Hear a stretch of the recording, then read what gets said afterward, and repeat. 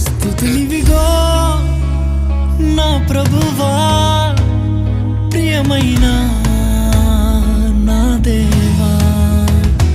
మేలులకై స్తోత్రములు, దీవెనకై కృతజ్ఞతలు. శుద్ధుడా పరిశుద్ధుడా నిన్నే కీర్తించేదన్, పూర్ణుడా పరిపూర్ణుడా నిన్నే కొలిచేదన్.